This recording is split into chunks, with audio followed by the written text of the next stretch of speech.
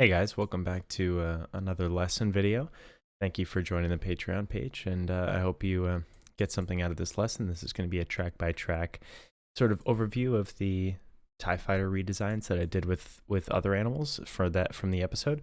In the episode, I mentioned that the sound of an elephant screaming was the original flavor layer that was added to the TIE Fighter sound to give it its sort of signature scream, and the other element was this car passed by over wet pavement. And then I was saying, imagine if you just took out the elephant and replaced it with other animals, what sort of emotional things you'd evoke. And so I had little ideas for all these. I did one out of a snake, I made one out of bird calls, and I made one from whale vocalizations and seals and sea lions and stuff like that.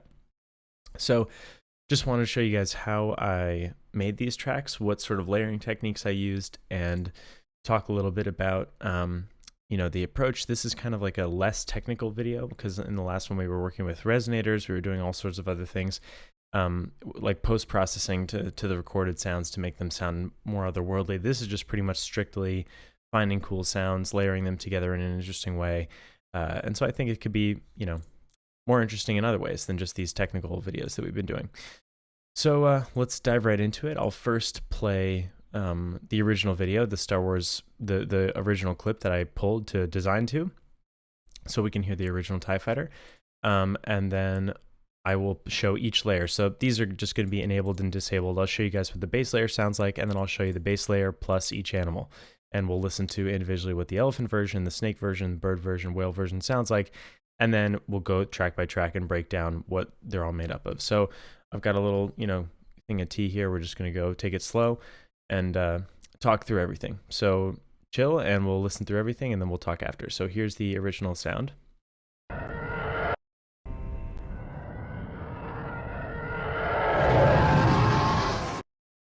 I'll play it one more time.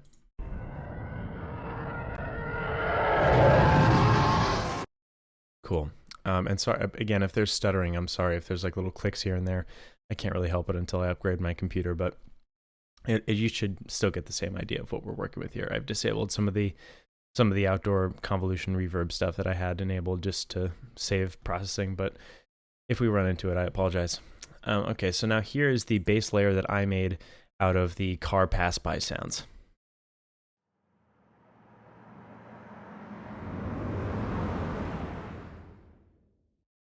And now here is the elephant scream layer that I made from Elephant Sounds from Soundly.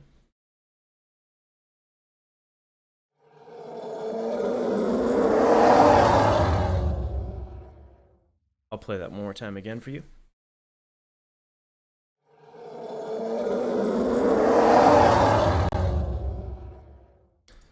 Here's the layer that I made with a bunch of snake hissing sounds.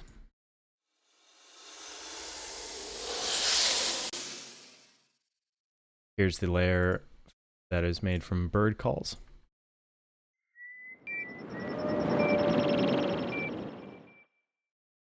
Here's the layer that's made from whale vocalizations.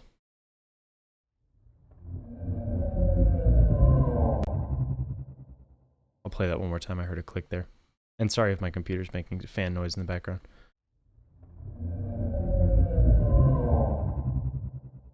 Cool. So those are the 4 different versions, the first one being the one that I'm trying to recreate the original sound from.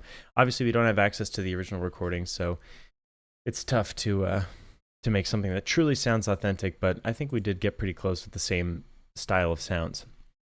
So first, I want to just talk a little bit about this base layer and what it's sort of here to accomplish and how I decided to go about it. So the Ben Bird information that we get from the original interviews and stuff that I show clips from in the interview, or in the episode rather, there are interviews that he talks about the 2 elements being the elephants and the car pass by. And I was thinking about why he sort of would go back and add the car pass by, because the original is so elephant forward, if you will. I can't really hear the car pass by in there that much. And I was just thinking he probably just used it instead of something like white noise, because white noise is sort of a very standard thing to add in a sweeping sound like this, where you have a swell and then a fadeaway. Especially for sci-fi vehicles, different noise profiles like white noise, pink noise, brown noise can all be really great tools to just add frequencies in whatever range you want to make things really more full and stand out in a way that's not offensive or, you know, doesn't really add any extra character to the sound. So it's almost like he just used this instead of white noise because it was a little bit more interesting, and I think it works really well. And these pass-bys really do, I think that's where the bulk of the distortion in the original is coming from. If you listen to the low end here again and just pay attention to where it's distorting.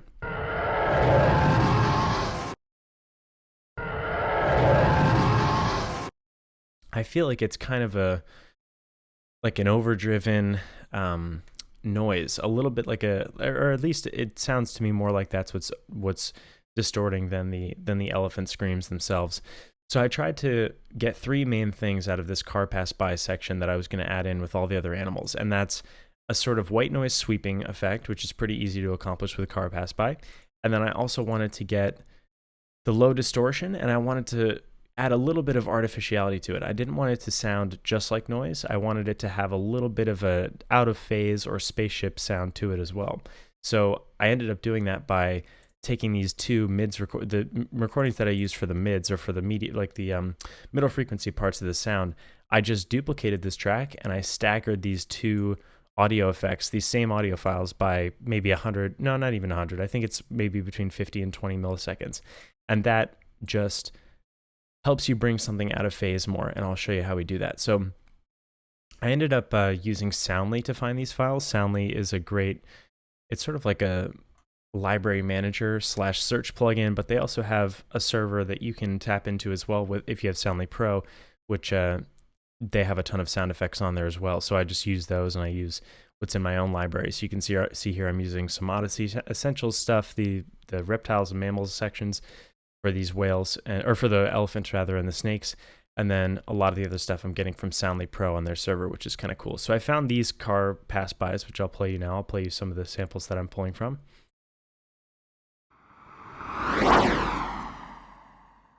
That one I think was the greatest one that I could find for the more white noise elements, like the general bed of pass-by that I wanted to create. There are some weird little like t-t sounds in the second half of that sound. It almost sounds like leaves being crushed by the wheels or something. So I definitely need to take those out, but the general vibe is really here with this sound. I think this is like a great bed to start from. And then I found this as well. I think this is two cars.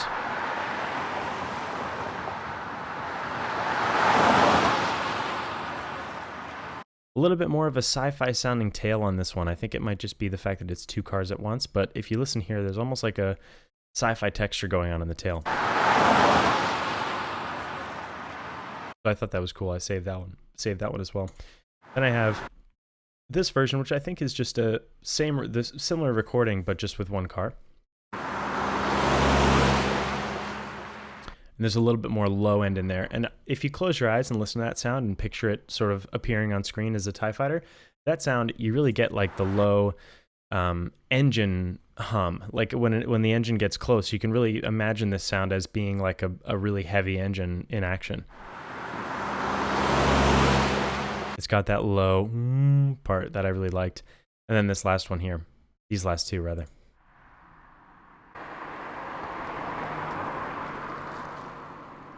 More of an airy one there, and then this last one.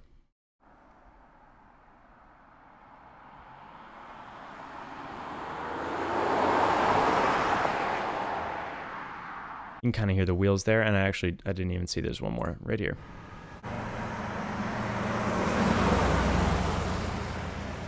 Another one that you can really hear the wet pavement and a lot of the low end engine. So I saved all these into a collection, and I threw these all in the project. Picked looks like 4 that I like the most, and so I just wanted to talk about this first one. I don't think there's much going on. This first one is basically the low end of the sound. It's basically me taking one of these car pass-by sounds. I took a little bit of the high end out and boosted some of the sections of the low and low mids that I really liked from that low rumbly sample, and then I just threw it through a little bit of distortion, just enough at the right frequency that it actually sounds like it's, you know, pushing the limit a little bit too hard, getting a little too hot, and just clipping out a little bit. I didn't want it to sound like artificial plug-in distortion. I just wanted it to feel like a little bit over the top. So that comes out to sound like this. And if you get the frequency on your distortion just right, or if you find just the right preset or just the right settings on a distortion plugin that you really like, sometimes you can get a sense of like ripping through the air or movement. Whereas like like for example, if I were to change the frequency of this distortion and move it up, it really just sounds like not white noise, but it sounds like sweeped, filtered noise. It doesn't feel right. But if you get the distortion frequency just right and have it play right in those low mids, then you get that extra little oomph. It's kind of like the back of a jet engine, which I really like. And I found turning the tone down on the distortion in Ableton at least helps a lot with that, where you're not getting like the harsh high end that you get from something like this. That sounds like a guitar pedal to me. I don't really want to do that. I just want to have like a subtle distorted low end kind of characteristic to it. So I thought that worked pretty well. And then I have these two mids tracks. So soloed, this one sounds like this.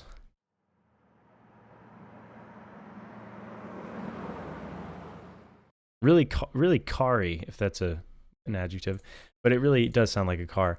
And I didn't really love that. So what I did was duplicate this track, and I'll show you again right now what the process is. I'll just make this red so I know not to mess with it. No, I do not. I just want to make the colors. So what I did was basically take this mids track, I duplicated it, and I looked at this waveform, and I decided that when the spaceship gets a little bit closer, and only when it gets closer, do I want to add another layer in that's out of phase from the original. So I just went over here, and you can actually see if you line up the transients of this particular moment here. If you take a look on the right side of this blue section, you can see where the transients line up, and then you can see where I shifted it over for the other sound, for the duplicated track. So basically I said, okay, I'm going to move this far, and I just kept shifting it a little bit at a time until I got a phase that sounded actually kind of cool to me and sounded like a Star Wars-y phase. So I'll demonstrate what it sounds like when you're doing this in real time. So you'll start like this. And the phase you get, because they're only like off by a few milliseconds, is very hollow. It's like a very strange EQ setting kind of a sound, and it's not ideal. But, well, it could be ideal depending on what you're making, but it wasn't ideal for this recording. So then you shift it maybe another 10 milliseconds, and you get this sound. And you get that note coming out on the top, not my favorite. So you keep shifting it more. Okay, now we have like a lower note. You get kind of like another little filter swept kind of sound. And you keep going until you find something you like. So I still wasn't happy there. That's kind of like a new formant there. I'm not sure I love that. Kept going a little bit further. Now we're kind of getting into the lower register of that kind of like effect, of this kind of phasing out effect, and we're starting to get closer to what I actually used. But yeah, that's kind of better. And then I ended up at this, at the final version. And it's very low. You can hear the phasing, but you just can barely tell that it's almost, it sounds almost like a new layer and not like a phase effect, which I like. So you can really pick any of these. The thing that I like about it is it's not a plugin where you're just picking a setting and trying to find something that works. It's like a real physical thing where you're actually shifting the sound and making it phase out at different frequencies, which I think is really fun. So I enjoy doing that a lot, just like messing around trying to find the perfect phase out frequency. So then together, again, those two phased out tracks sound like this.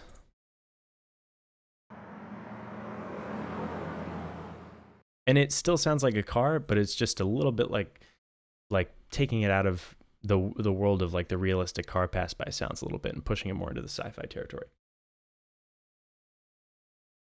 So now I have some low distorted content.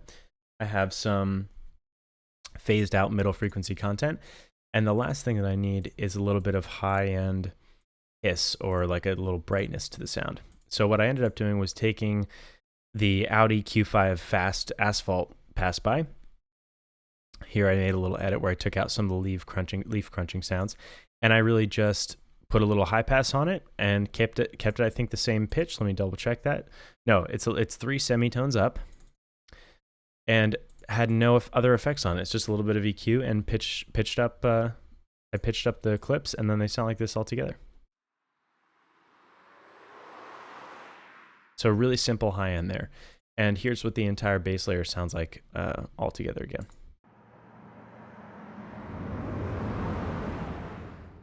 So pretty simple. The only thing here that's kind of cool that was, I think, the most fun was the phasing of these two channels here as far as like fancy techniques go.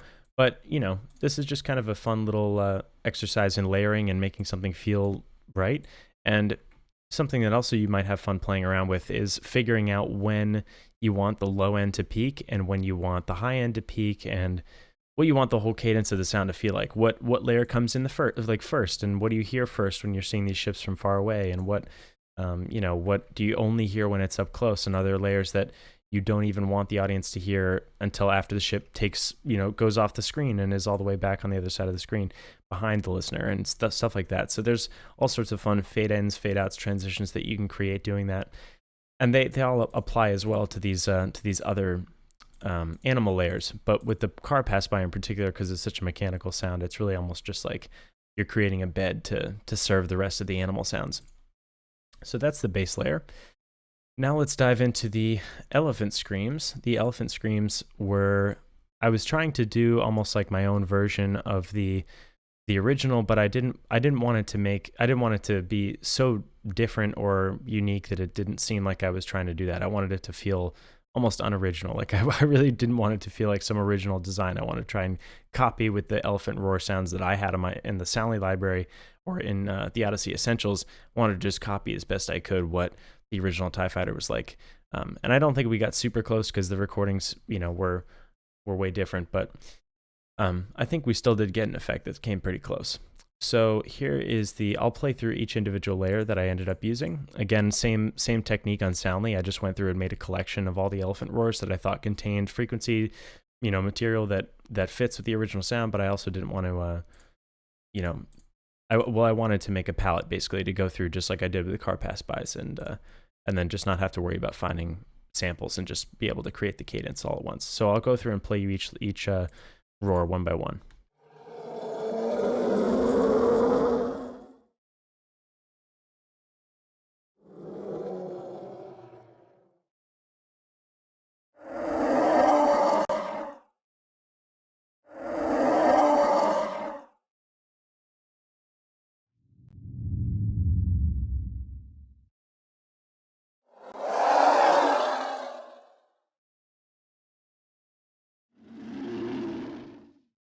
So these layers, it's kind of, especially with organic sounds, like with elephant roars or with creature sounds, I kind of find it difficult sometimes to take the same approach that I do with these mechanical sounds like the car pass bys, because if I were to do categories like low, mids, highs, it would be tough to separate them without things starting to sound artificial really quickly.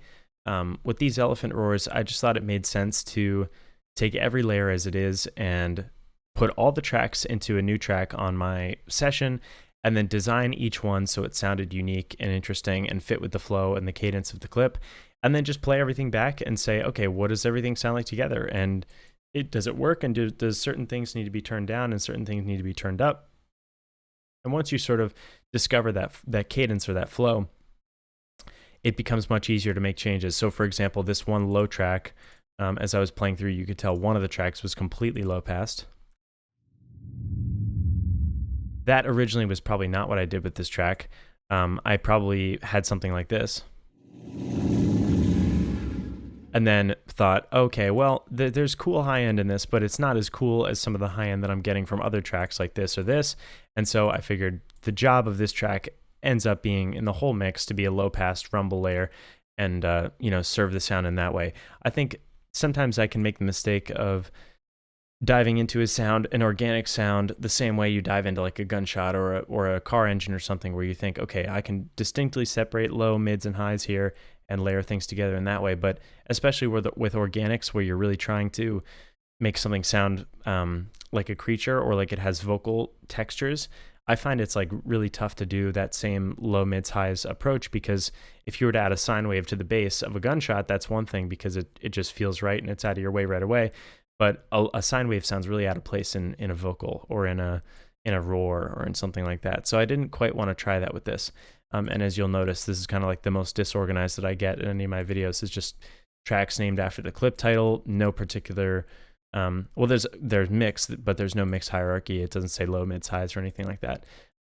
That's a technique that I do a lot with organics. So next, one of the first animals that I thought of to do a version of the TIE Fighter with, if I was going to replace the elephant, would be a snake, just because I thought a snake already has these like hissy white noise sounds that I think lend themselves really well to like pass-bys and magic sounds and stuff like that. So I wanted to try making a version with snake, and I found these cool snake recordings, these like rattlesnake recordings in Soundly's library. And how much of these are actually recorded from like a real dead rattlesnake's rattle, or how much of them are recorded from props, I'm not sure, but they still do the right job in the context of this sound. So basically, I started with the rattlesnake, the classic like rattlesnake shaker sound, and I made this layer that only plays when the TIE Fighter gets close by. And it almost sounds to me like a fan on the side of the TIE Fighter that's like an exhaust fan or something that's like pushing out air pressure as it like flies through space. So the next layer that I found was this layer, which is like kind of a cool, it's really just like a rattle or like a hiss sound, almost like a fake snake putting their tongue out in a movie kind of sound effect. But I kind of like it. Again, it's like a weird phased out hollow white noise, and I think it works well in the context of the pass by. Now there's also this these snake attack sounds, which are clearly not really snake attack sounds, but really cool layered in with the pass-bys. They have like a whole other layer of texture that's like kind of cool that added to this too. I'll play the other one too. And I think these are just pitched totally normally. These are not even processed. It's literally just some cool snake attack pass-bys that I found. Very simple, no crazy effects going on there. Now here's two other hisses. I'll play these together.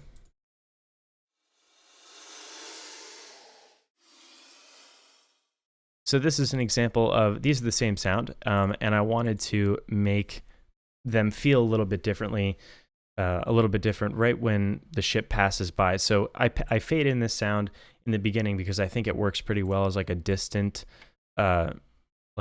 ship exhaust or a distant ship engine, and then I fade this sound out right when the ship actually gets close, and I let the other layers take over for it, and then at the end I reintroduce this layer behind the listener, and have the sound be just like a slightly different part of the sample. So if you notice here, this is the part that I used in the original, and so what it is the same sound, but it's the reverse of that sound. So this sound leads in, and then the other one leads out. So the other one feels slightly more artificial, slightly different, and it's just a different. It's the reverse of the first one. So that's kind of a tip that in the Harry Potter video, Akash says that he does all the time, which I do all the time as well. Just like reversing a sound and then using the forward sound to build up into something, and then the reverse sound to build out of it. So that's what the technique that I use there. And this whole snake layer together sounds like this. It's very simple.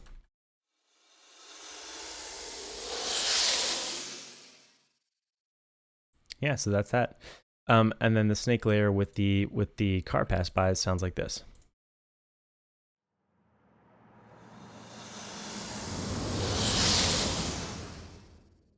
Yeah, so I think it works pretty well. I think it's like a cool kind of slither in version of the TIE Fighter. I think it's rad. So the next version that I did was the bird call version, and I'll show you what that layer sounds like.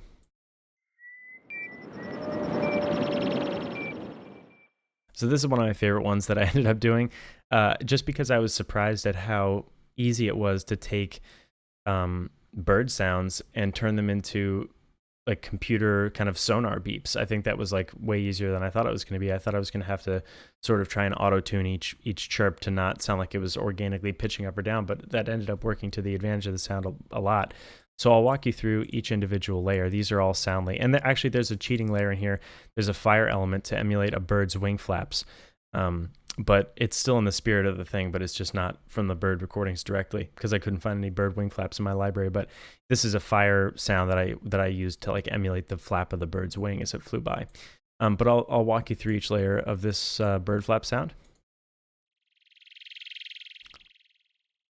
Cool. So this is like very low pitched. I'll show you what this original recording is like, but it's very just a close recording of a bird chirping that sounded like this in like a zoo or something. So I just took that and I pitched it down and made it sound like the constant sort of beeping of like a radar sending out a pulse into space. So I thought of the TIE Fighter, I thought of like the bird TIE Fighter as like the scouting TIE Fighter, the one that would like go out and collect information or something. And it has a bunch of sonar and a bunch of like radars beeping on the sides and everything. So that was the kind of vibe that I was going for with this. And then I did the same recording. I took that same, no, actually, it's a slightly different recording, but it's of the same subject. So it's another recording of that same bird, I think, in a different part. And I took that same thing and I left it at its normal pitch, and I used it to sort of like play against this other chirp. So it's like kind of like the another frequency of the same radar, basically. And the other one's much faster. It's like, so this one's like dee dee dee dee, and it goes alongside, and they play off each other in a cool way. Then this one right here is a much lower, not frequency, but it's a much sparser sonar beep, kind of that plays once in a while. It's kind of like, I thought of like the classic scene in a movie where you see like in a submarine where there's that green line floating around in a circle, like scanning the area, whatever that panel is called. And whenever it passes a dot and someone's like, there's a captain looking at the dot going, what's that? And like every time it passes the dot, you hear that sonar beep. That's what I was trying to create with this layer. So it's really just a, like a bird call. I'll expand this out so you can hear what this whole thing sounds like.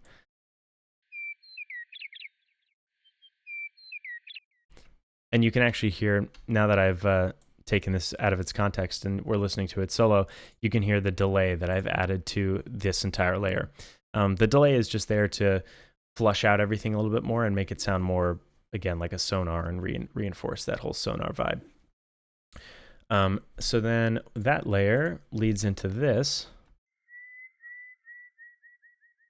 which is like, it's kind of a more exaggerated Doppler effect that fades into the rest of these bird chirp layers and sort of suggests that, you know, since it's getting since the ship is changing position, it like there's going to be a change in pitch as well with these sonar things, but it's really just a sweetener. It's kind of like serving the same purpose as this other sonar beep, but you know, it's just another little flavor layer added. And I think this is pitched down quite a lot. Yeah, it's pitched down almost a full octave. Now this fire element is just there to be sort of like a wing flap. I use fire sounds a lot and wing flaps a lot interchangeably. So like whenever you have like a giant bird or something, you're doing sound design for the wing flaps of a giant bird. I always love using like flame whooshes for that. That's a great way to like add sort of like a sweetened element to that. And I think it sort of fits the vibe here. It's almost like if you made this really quiet and you almost imagine in a movie or something like having like a scene where a hawk like dive bombs for like a mouse or something on like in a documentary, I could imagine a sound like this working really well for a situation like that, like almost just wings cutting through the air. So that's why I added it here. And now finally we have this low layer, which is pitched down over 2 octaves. This is like a bird chirp, and we'll hear what this sounds like without the pitching. So at normal pitch it sounds like this.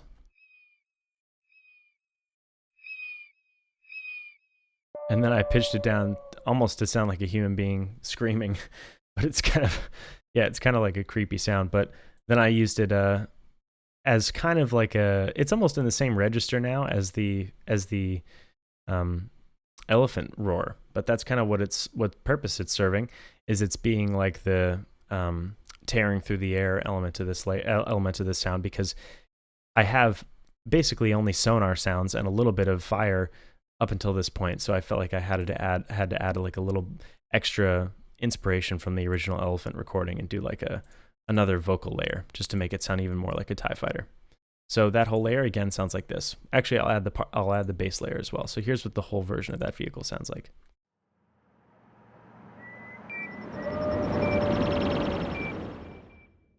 It's funny when you hear the scream out of context, this like layer, this vocal layer.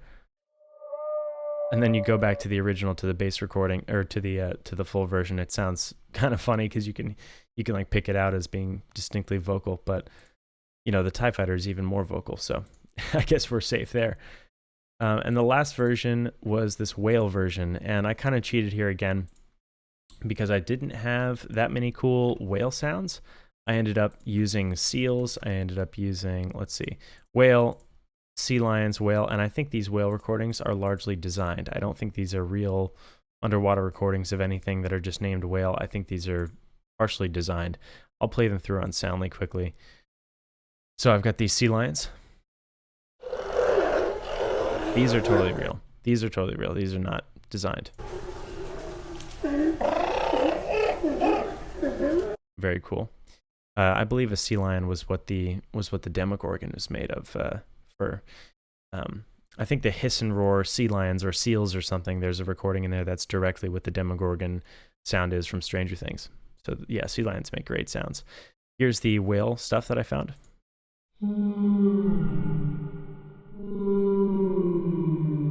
These are almost definitely not whale.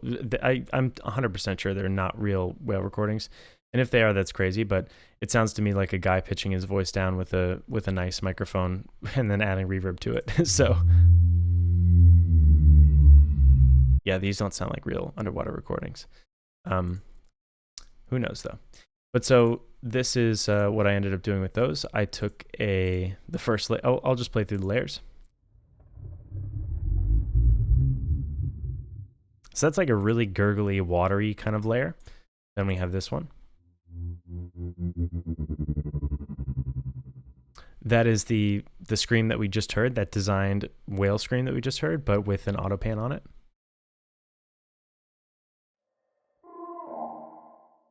Then this is like a kind of reverbed out, spacey, very strange sound. I pitched it up almost an octave. This comes from that, again, that whale recording. This is not the seals. I'll play what this sounds like originally. But it sounds like this.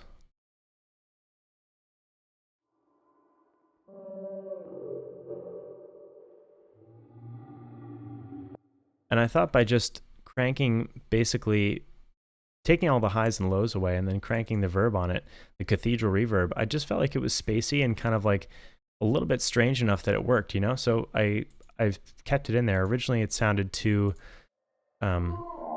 organic to really fit the ship, but I think like the pitch down there at the end sounds really mechanical. It doesn't sound too vocal to me, so I kind of liked it.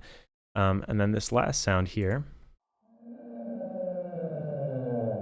is like our elephant scream layer. It's kind of like our standard, vocal layer from the whale recordings that I liked.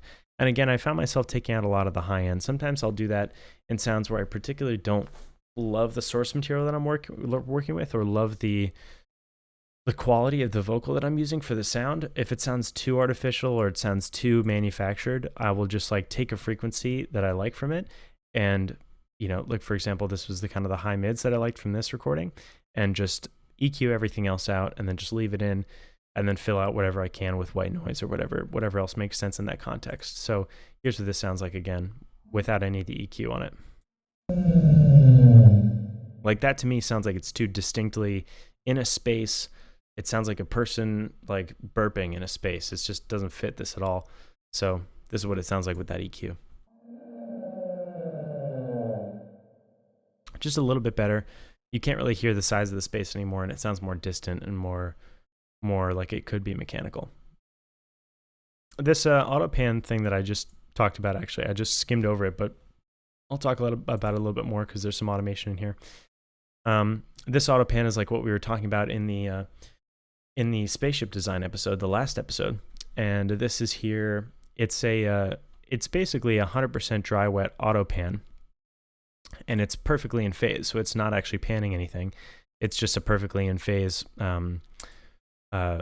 basically volume envelope, or volume LFO rather. So basically here you can choose the rate and the amount at which the volume is turned up and down on the left and right channel at the same speed. So you can say, okay, 9.76 hertz is how fast I want this this sound to modulate its volume in a sine wave. And you can actually do cool things, like you can change the pattern, and you can change the rate to something much higher, and you can make something like this. But instead I chose to do a sine wave thing and have it be more like the spaceship thing that I did in the last episode. So I'll even automate the rate here while we play through this clip, and you can hear what it sounds like.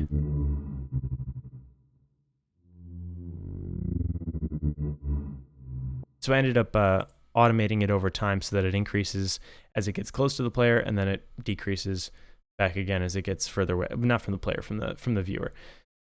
So as it gets further from the camera, then I decrease it again. It sounds like this.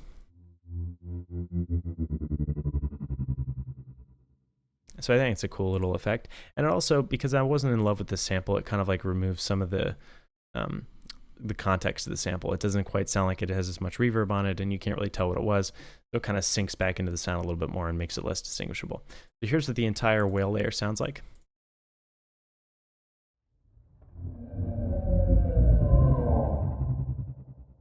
And here's what the whale layer sounds like with the bass layer.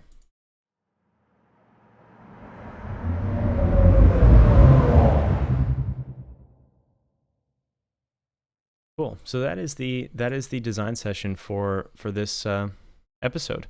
If you guys have any questions with what kind of plugins I was using on these, or what kind of how I found these samples or anything like that, leave them in the video, and I'll try my best to get back to them. I don't usually read comments on the YouTube videos though, so I may take a little while to see your comment, but I hopefully will eventually. And yeah, just let me know if there's anything else you'd like to see in future lessons. Thanks so much for joining the Patreon, and I'll see you next time. Thank you.